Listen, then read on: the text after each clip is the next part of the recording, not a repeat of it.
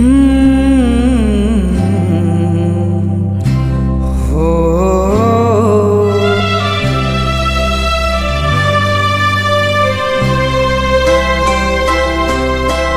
भाषा अपन अछि सबसँ महान, मिथिला के हम अपन मैथिल पहचान। भाषा अपन अछि सबसँ महान, मिथिला के हम अपन मैथिल पहचान। जतऽ बहैया गंडक कोसी चौमुख कमला बलान यो, भाषा अपन अछि सबसँ महान, मिथिला के हम अपन मैथिल पहचान। मिथिला के हम अपन मैथिल पहचान।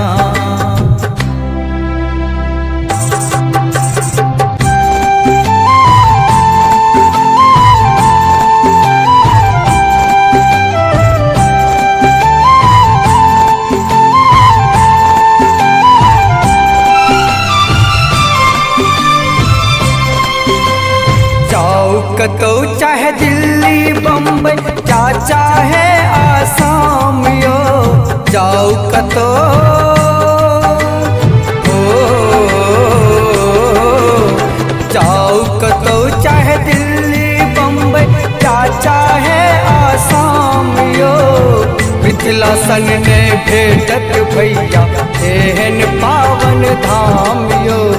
चहिठन प्रसिद्ध अछि पान और मखान, मिथिला के हम अपन मैथिल पहचान। भाषा अपन अछि सबसँ महान, मिथिला के हम अपन मैथिल पहचान।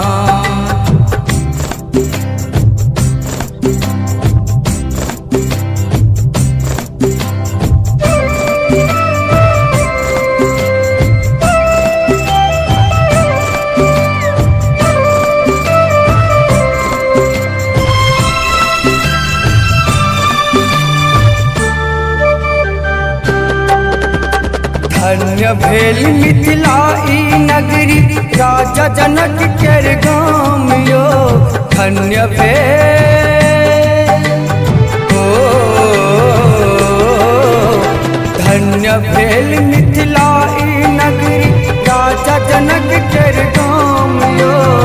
जतसिया केर बर बन गेला प्रभु अपन श्री राम यो, मधुर मिलन के सब करु सम्मान। मिथिला के हम अपन मैथिल पहचान। भाषा अपन अछि सबसँ महान, मिथिला के हम अपन मैथिल पहचान।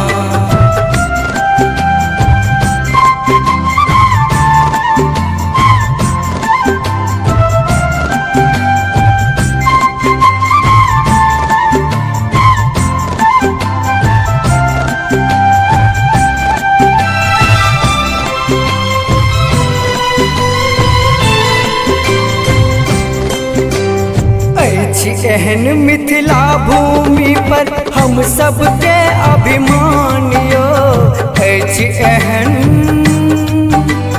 हो अछि एहन मिथिला भूमि पर हम सबके अभिमान यो।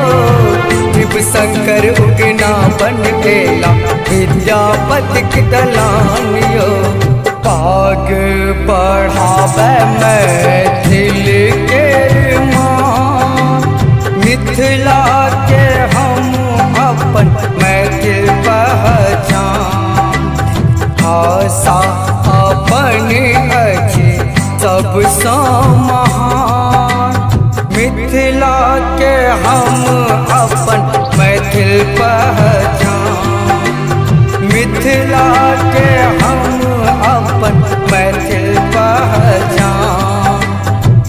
मिथिला के हम अपन मैथिल पहचान, मैथिल पहचान, मैथिल पहचान।